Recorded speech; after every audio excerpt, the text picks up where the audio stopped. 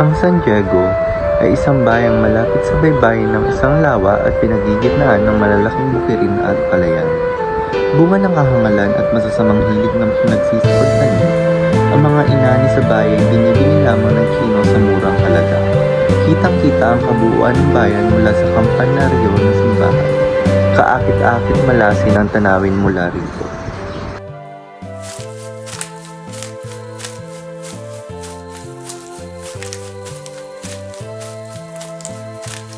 Kasi marami tayong naaani ngayon. Kahit mababa ang presyo sa palengke. Totoo ka dyan, laging mas nakikinabang ang mga inchik. Tayo ay hirap pa rin. Gayunman, mapapansin sa pagtanaw sa kabuuan nito ang isang tila pulong gubat na nasa gitna mismo ng kabukiran. Iginagalang ng mga tao ang gubat dahil sa iniingatang alamat. Sinasabing isang matandang kastilang bihasa at matatas managalog ang nakarating sa loob ng gubat. Natuklasan niya ang isang puok na dinadaluyan ng tubig na mainit. Pinagpilitan niyang bilhin ang lugar sa mga nagsasabing may-ari. Kanya itong binayaran ng mga damit, hiyas at salapi. Senyor, akin ang lupang yun sa may ilog. Kung gusto niyo magtayo roon, ipagbibili ko sa inyo. Ngunit kailangan ko rin ang kabayaran niya. Kung gayon, bibilin ko. Heto mga damit, ilang alahas at salapi. Tinanggap ng matanda ang mga damit, alahas at salapi mula kay Don Saturnino. Subalit matapos ang araw na iyon, siya ay hindi na muling nasilayan ng mga mamamayan.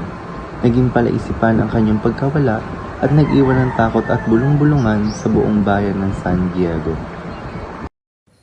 Sa bayan ng San Diego, isa sa pinakamalaking puwersa ng pamumuhay ng mga mamamayan ay ang simbahan.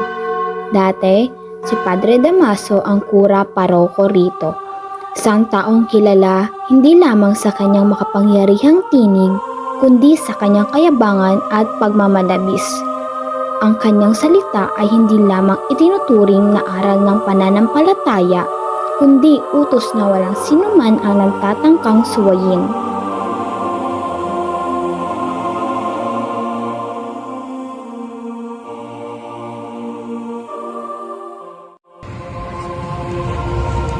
Ako ang inyong kura. Dapat kayo sumunod sa simbahan. Ang sino mang hindi sumunod sa simbahan ay kaaway ng Diyos. Oo, Padre. Dahil sa kanyang impluwensya, ang mga mamamayan ay natutong yumuko at magpasakop. Hindi dahil sa dalisay ng pananampalataya, kundi sa takot na maparusahan. Ang simbahan ay naging sagisag ng kapangyarihan at ang kura paroko isang pinunong higit na kinatatakutan kaysa iginagalang.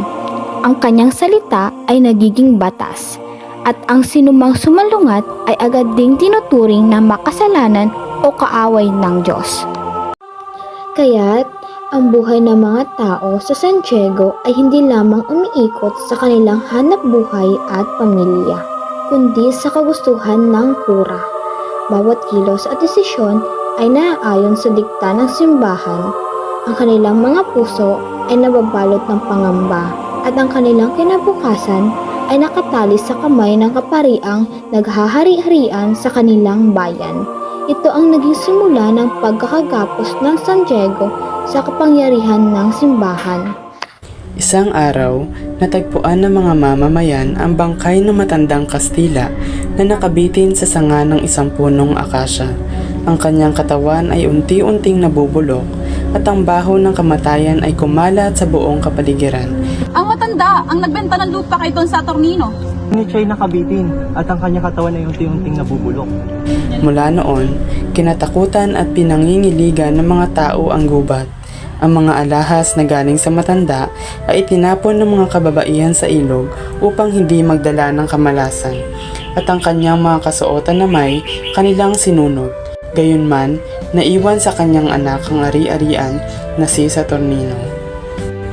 Makalipas ang ilang buwan, isang binatang mistiso na nagngangalang Saturnino ang dumating sa puok na nabili ng kanyang amang Kastila. Ipinahayag niya na siya ang tunay na anak na matandang namatay. Sa kanyang kamay napunta ang lupang iyon at dito nagsimula ang kanyang pamana. Ang lupaing ito ay pagyayamanin ko. Ito ay magiging pamana sa aming lahi. Mula noon, nagsimula ang pag-angat ng pangalan ni Saturnino.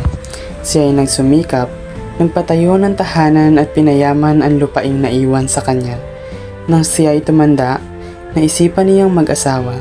Ang kanyang napangasawa ay isang dalagang taga Maynila at sa kanilang pagsasama ay nagkaroon sila ng isang anak na lalaki na nagngangalang Don Rafael.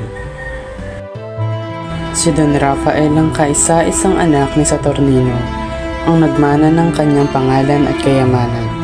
Sa kanyang mga kamay, higit pang lumago at naging tanyag ang kanilang angkan sa San Diego. At mula kay Don Rafael, ipinagpatuloy ang pamana sa kanyang bugtong na anak na si Crisostomo Ibarra. Si Don Rafael ay tunay na napamahal sa mga mamamayan ng San Diego. Kilala siya hindi lamang bilang isang mayamang Panginoon, kundi bilang isang makataong pinuno na marunong makisama at may malasakit sa kanyang kapwa. Dahil sa kanyang pagtutok at malasakit, lumago ang mga pananim, dumami ang ani, at umanlad ang kabuhayan ng mga tao. Unti-unti, ang dating masukal na gubat ay nagbagong anyo. Naging bukirin, tirahan, at kalaunan ay isang masiglang pamayanan. Mga kababayan, tayo sikap angat ang ating bayan. Hindi naman tayo katulad ng mga Kastila, pero kaya natin paunlarin ang ating bayan ng San Diego. Maraming salamat, Don Rafael. Dahil sa iyo, umunlad ang aming buhay. Maraming tao ang nagtitipon, wari isang pagdiriwang o pesta ang nagaganap. Ang buong bayan ay nag-uumapaw sa kasiyahan sapagkat ramdam na lahat ang pagbabago at pag-uunlad. Sa pamumuno ni Don Rafael, ang San Diego ay hindi lamang umusbong bilang isang payak na pamayanan, kundi naging sagisag ng pag-asa at pagkakaisa ng mga mamamayan. Pinakamayaman man sa bayan ng San Diego si Don Rafael at siya'y iginagalang ng lahat, ngunit hindi siya ang makapangyarihan. Hindi rin si Kapitan Tiago kahit na madalas siyang ipasalubong sa orkestra kung dumarating.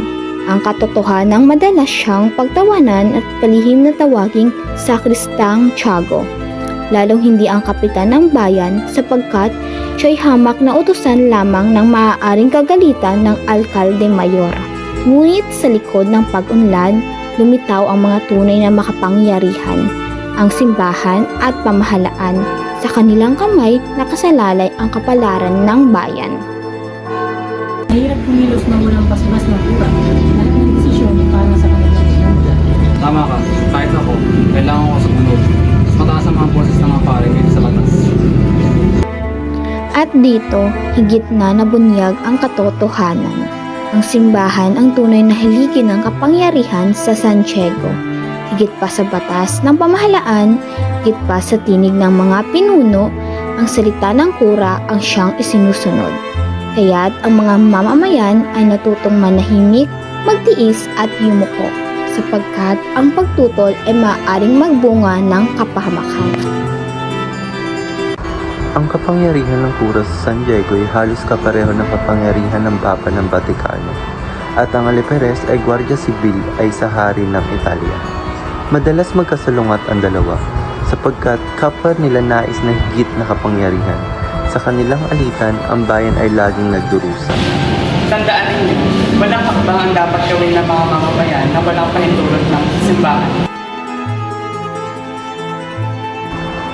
Si Padre Bernardo Salve ang humalili kay Padre Damaso nang ito'y mapalipat mula sa San Diego. Siya ay bata pa at may karamdaman. Ngunit ang kanyang kahinaan ng katawan ay hindi naging hadlang upang madama ang kanyang kapangyarihan. Hindi man siya nanakit gaya ni Padre Damaso, ang kanyang pananahimik at tila walang bahid ng dahas ay nakapagdulot ng higit na pangamba, sapagkat ang kanyang mga kilos ay lagi may tagong layunin. Mahilig siya sa pag-aayuno at pangingili, nawari nagpapakita ng kabanalan, ngunit sa ilalim nito may pagtataglay ng lihim na ambisyon. Samantala, ang Aliperes ng Guardia Civil ay kilala rin ng bayan, hindi dahil sa kanyang kabutihan, kundi dahil sa kanyang malupit na pamamalakad. Sa kasamaang palad, Siya ay napangasawa ni Doña Consolacion, isang babaeng kilala sa kanyang kahambugan at pagiging malupit. Dahil dito, lubos ang pagsisisi ng Aliperes sa kanyang naging buhay mag-asawa. At upang ipakita ang kanyang kapangyarihan at maibsan ang hinanakit, siya ay madalas pinahihirapan sa pamamagitan ng pagkakakulong ng matagal at pinapagtukan. At sa ganitong kalakaran, naging mitsa ng karahasan at pang-aabuso ang kanilang pamumuno. Ang simbahan at ang Gwardiya Sibil na siya ay magtutulungan para sa kaayusan ay lalong naging dahilan ng takot, pang-aapi at pagdurusa ng bayan sa San Diego. Kapag namataan ni Padre Salve na pumasok ng simbahan ang Alperes, agad niyang inuutos sa mga sakristan na isara ang pinto ng simbahan ng palihim upang walang makalabas at mailagay sa kanyang kamay ang kapangyarihan sa loob ng banal na tahanan. Sarado na ang pinto ng simbahan.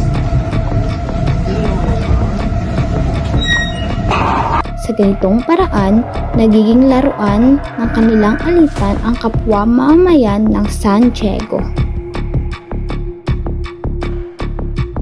Ngunit kahit na ganito ang tunay na kalagayan ng kura at ng Alperes, sila ay nagkakamayan at magalang na nag-uusap sa tuwing sila ay nagkikita. Magandang umaga, Padre Salve.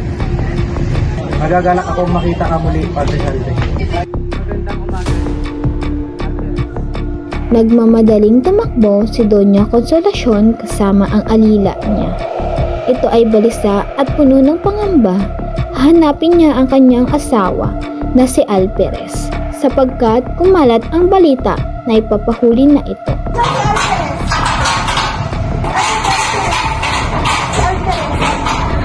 Umalis na kayo dyan, umalis na kayo dyan. Ngunit hindi na nagkaroon ng pagkakataon si Doña Consolacion na makita ang kanyang asawa.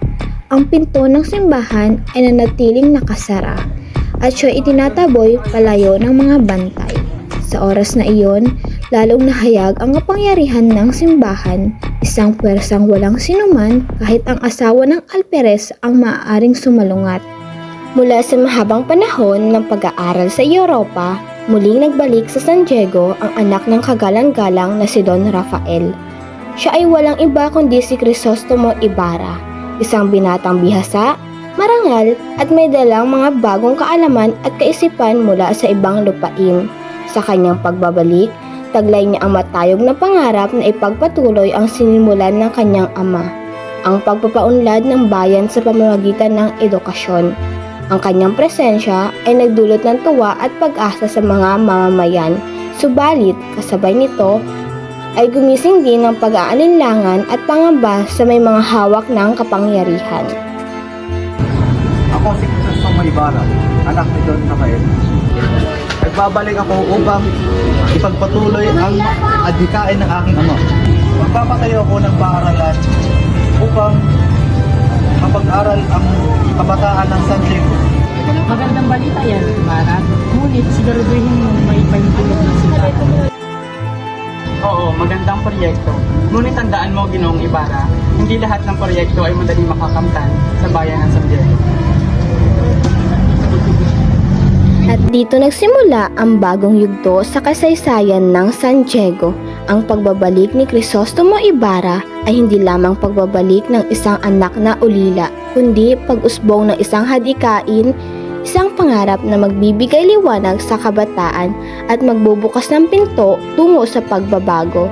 Subalit, ang kanyang landas ay hindi magiging madali sapagkat nakaharang sa kanyang mga hakbang ang makapangyarihang simbahan at ang mahigpit na pamahalaan. Ang kanyang pakikibaka ay magsisilbing pagsubok, hindi lamang sa kanyang sariling pananampalataya at katatagan, kundi maging sa kinabukasan ng bayan ng San Diego. At sa bawat salita at kilos ng binata, magsisimulang gumalaw ang mga pwersa ng lipunan, ang pag-asa ng mga api at ang takot ng mga makapangyarihan.